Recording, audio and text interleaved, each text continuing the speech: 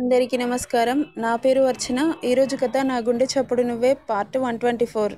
రూమ్కి వెళ్ళిన హర్ష అంజు జ్ఞాపకాలతో పిచ్చి పడుతుంటే బాల్కనీ దగ్గరికి వెళ్ళి సిగార్ తీసి పఫ్ మీద పఫ్ ఊదుతూ ఉంటే విశాలమైన వినీల ఆకాశంలోకి చూడగానే నుండు పున్నమి వలె ఆమె మోము ముద్ద మందారంలా కనబడుతుంటే అలాగే చూస్తూ ఉండిపోతాడు. ఆమె రాకముందు జీవితం గుర్తులేదు అతడికి. ఆమె ఎప్పుడైతే అతడి జీవితంలోకి వచ్చిందో అప్పటి నుండి అతడి గుండె నిండా నిండిపోయింది. అలాంటి లోన్లీనెస్ ఎప్పుడూ ఫేస్ చేయలేదు అతడు. బట్ ఫస్ట్ టైం చాలా వింతగా కొత్తగా అనిపిస్తుంది. నువ్వు రాకముందు జీవితం గురుతైన లేదని, నిన్ను కలుసుకున్న క్షణం నన్ను వదిలిపోనని, ప్రతి గడియవో జన్మగా నీ బ్రతుకుతున్నానని, ఈ మహిమ నీదేనని నీకైనా తెలుసాని నీకు చెప్పాలని అని మనసు పాడుకుంటుంటే, రాక్షసి నాకు ఏ టైంలో కలిసావే, నన్ను ఇలా సాధిస్తున్నావు అంటూ ముద్దుగా తిట్టుకొని, కానీ ఆ ఫీలింగ్ కూడా చాలా బాగుంది. ఆమెను ఎప్పుడు చూస్తానా అన్న ఆతృత అతనిలో. మనసులో ఉన్న వ్యక్తి కోసం ఎదురు చూస్తుంటే ఆ ఫీలింగ్ ఎంత బాగుంటుంది అంటే మాటల్లో చెప్పలేనిది. అది అనుభవిస్తేనే తెలుస్తుంది. అతడి ఆలోచనలకి అంతరాయం కలుగుతూ అతడి భుజం మీద పడ్డ చెయ్యికి వెనకకు తిరిగి చూస్తాడు హర్ష. అతన్ని చూసి చేతిలో ఉన్న సిగరెట్ని కింద పడేసి క్రష్ చేస్తాడు. హాయ్ బావా అంటాడు తరుణ్. సింధుజ తమ్ముడి కొడుకు, సొంత తమ్ముడు కాదు, బాబాయ్ కొడుకు. హాయ్ రా, ఎప్పుడొచ్చారు అంటాడు. ఇప్పుడే బావా. ఓకే, ఇక ఏంటి విశేషాలు, స్టడీ ఎలా ఉంది అడుగుతాడు. బాగుంది బావా. మమ్మీ డాడీ వచ్చారా? వచ్చారు బావా. అంతలో బావా అంటూ పరిగెత్తుకుంటూ వస్తుంది చిక్కు, తరుణ్ వాళ్ళ చెల్లి. 10 years ఉంటాయి. లైట్ పింక్ కలర్ ఫ్రాక్ వేసుకొని బుట్ట బొమ్మలాగా ఉన్న ఆ పాపని చూస్తుంటే మన అంజు బేబీ గుర్తొస్తుంది హర్షకి. దగ్గరికి వచ్చిన చిక్కును చూసి తేరుకొని హాయ్ చిక్కు అంటాడు. హాయ్ బావా, హౌ ఆర్ యూ? ఫైన్.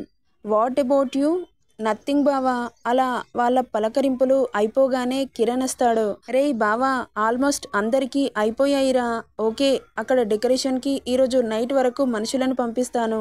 నువ్వు చెప్పినట్లు చేయడానికి మినిమం డే అండ్ నైట్ పనిచేసిన 3 days అయినా పడుతుందన్నారా. అంత కష్టపడే బదులు ఎక్కువ మందిని తీసుకెళ్ళొచ్చు కదా, ఫాస్ట్గా అవుతుంది. నేను అదే అన్నానురా, కానీ పెళ్ళిళ్ళ సీజన్ ఉండడంతో అంతకంటే ఎక్కువ మంది దొరకట్లేదంట. అయినా మీరేం చేస్తారో నాకు తెలీదు, మేము అనుకున్నది అనుకున్నట్లు చేయాలి అని చెప్పానురా అనగానే మంచి పని చేశావు. మరి అంత దూరం మనం అనుకున్న వాళ్ళు వస్తారంటావా? వాళ్ళ ఇష్టం. వస్తే రానివ్వు, లేకపోతే లేదు. ఎలాగో ఇక్కడ కూడా రిసెప్షన్ ఉంటుంది కాబట్టి మ్యారేజ్కి అటెండ్ కాని వాళ్ళు రిసెప్షన్కి అటెండ్ అవుతారు. ఓకే డన్ అని. రేయ్ బావా, వెళ్ళి పడుకోరా, మళ్ళీ ఫేస్ అంతా వాడిపోతుంది, ఫేస్లో గ్లో తగ్గిపోతుంది. మా చెల్లి నిన్ను చూసి ఫ్లాట్ కావాలిరా. వెళ్ళు వెళ్ళు, వెళ్ళి పడుకో, లేట్ నైట్ అవుతుంది అనగానే ఏంట్రా వేషాలేస్తున్నావు, ఫస్ట్ ఇక్కడ నుండి దొబ్బేయ్ అనగానే నీకు మంచి చెప్పినా తప్పే అంటూ గునుక్కుంటూ కిందకు వెళ్తుండగా నిత్య కిరణ్కి ఎదురొచ్చి ఏంట్రా ఎక్కడికి వెళ్ళావు అంటుంది. ఉన్నాడుగా నా మొగుడు, వాడి దగ్గరికి వెళ్ళా అంటాడు కిరణ్. ఏంట్రోయ్ మాటలు కొంచెం ఓవర్ అవుతున్నట్టున్నాయి. నీ ముందు మేం ఓవర్ చేయడం ఏంటి తల్లి, మాకంటే ముందు మీరే చేస్తారుగా ఓవర్ యాక్షన్. ఏడ్చావులే కానీ పక్కకు తప్పుకో అంటుంది. నేను తప్పుకోను, ఏం చేస్తావు అంటూ మెట్ల మీద అటు ఇటు చేతులు వేసి దగ్గరికి వస్తుంటాడు. తనలా వస్తుంటే పాపకి కంగారు పుట్టి రేయ్ ఏం చేస్తున్నావురా అంటుంది. చాలా రోజులవుతుంది బేబీ, ఒక కిస్ పెట్టొచ్చు కదా. ఓవర్ యాక్షన్ చేసావంటే మా అన్నయ్యకి చెబుతా. చెప్పే చూద్దాం. నువ్వేంటే చెప్పేది, నేనే పిలుస్తాను. రేయ్ హర్ష అని అంటుండగా కిరణ్ నోటి మీద చేయి పెడుతుంది నిత్య. టక్కున ఆమె నడుం చుట్టూ చేతి వేసి దగ్గరికి లాక్కొని చెప్పమన్నావు కదా, పిలుస్తుంటే అలా ఆపుతున్నావు అంటాడు. ఏదో ఊరికే అంటే నిజంగానే పిలిచేస్తావా? నువ్వు ఏది చెబితే అది చేయడం నాకు అలవాటు బేబీ, అందుకే అని కళ్ళెగరేస్తాడు. ఛీ పోరా అంటూ దూరం తోసేస్తుండగా ఇంకాస్త గట్టిగా పట్టుకుంటాడు. ఎక్కడికి పోవాలి, నిన్ను వదిలి ఎక్కడికి వెళ్ళను. అందుకే ఇలాంటి ఎడబాటు మనకు వద్దు అని నేను ముందుగానే ప్లాన్ చేసుకొని మరి మీ ఇంటి ముందే ఇల్లు కట్టుకున్నాను. బట్ మీ అన్నగాడు నాకు తెలియకుండా మరి ఇక్కడ ఇల్లు కొన్నాడు. బాబోయ్! మీ ఫ్యామిలే ఫ్యామిలీ. డిఫరెంట్ బాబూ. ఇంకొకసారి డిఫరెంట్ అన్నావనుకో తోలు వలిచేస్తా. అచ్చా! అయితే ఒలువు చూస్తా అని ఆమె బుగ్గల మీద పెదవులతో తాకించగానే అతడి స్పర్శ తగిలి పాప ఒళ్ళు చల్లబడుతుంది. ఫ్రీజ్ అయిన నిత్యని చూసి నవ్వుకొని ఏంటి ఇప్పటి వరకు శివంగిలా నా మీదకి ఎగిరెగిరి పడ్డావు? ఇప్పుడేంటి చల్లబడిపోయావు? అంటూ హైబ్రో అప్ చేస్తూ అడుగుతాడు. నువ్వు దూరం జరుగు అంటుంది చిన్నగా. జరగను. ఏం చేస్తావు? నేనే జరుగుతాను అంటూ అతనిని తోసి వెళ్తుండగా టక్కున నిత్య చేయి పట్టుకుని ఫోర్సుగా మీదకి లాక్కొని నన్ను ప్రవోక్ చేసి పారిపోతావా అంటూ ఆమె పెదవులని గాఢంగా ముడివేస్తాడు. అంతలో ఎవరో వచ్చిన అలికిడి వినబడడంతో ఆమె పెదవులు వదిలి బుగ్గ మీద ముద్దు పెట్టి అక్కడి నుండి వెళ్ళిపోతాడు. ఎంతసేపు నిత్య అంటూ గొంతు వినిపించగానే హా మామ్ అంటుంది తేరుకొని. పైన పెళ్ళికొడుకు పెళ్ళికూతురు బట్టలున్నాయి తీసుకురమ్మని చెప్పాను కదా, ఏం చేస్తున్నావు ఇక్కడ అంటూ అరవగానే సారీ మామ్ ఇప్పుడే తీసుకొస్తాను అంటూ రూమ్కి వెళ్ళి హర్ష అంజలి పెళ్లి బట్టలు తీసుకుని కిందకు వస్తుంది నిత్య. హిందూజ వదినలు మరదళ్ళు అందరూ కలిసి పెళ్లికి కావలసిన ఏర్పాట్లన్నీ చకచక పూర్తి చేస్తూ ఉంటారు. తన కొడుకు పెళ్లి ఎంత గ్రాండ్గా చేయాలనుకుంటుందో ఆమె అనుకున్నట్లు చేస్తుంది. కానీ ఒకటే వెలితి భర్త లేడు అని. ఆమె ఫేస్లో కొట్టొచ్చినట్లు కనబడుతుంటే సింధుజని అడిగి బాధ పెట్టాలని అనిపించక సైలెంట్గా ఉంటారు వాళ్ళంతా.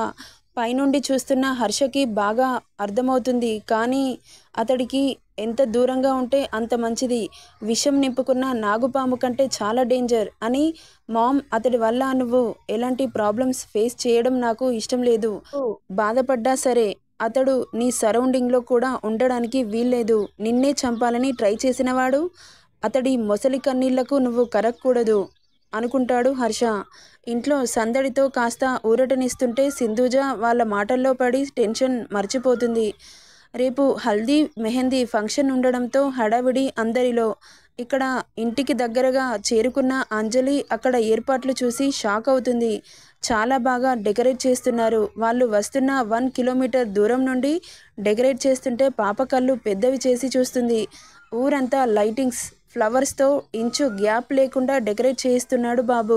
అతడి ఆణిముత్యం ఈ మట్టిలోనే పుట్టిందని ఆ ఊరి మీద ఉన్న ప్రేమ. అతడి ప్రేమ మాటల్లో చెప్పలేనిది. ఓన్లీ భావాలు మాత్రమే. తన భర్త ప్రేమకి మురిసిపోతూ చూస్తున్న ఆమె కళ్ళు మెరిసిపోతూ ఉంటే అంజమ్మ ఇదంతా బావగారు డెకరేట్ చేయిస్తున్నారా ఏంటి అని అడుగుతుంది శ్వేత షాకింగ్గా. మేబీ అయ్యుంటుంది అక్క. యువర్ సో లక్కీవే. ఇంత మంచి భర్త దొరకడం అదృష్టం తెలుసా. ఏ జన్మల ఏ పుణ్యం చేసుకున్నావో.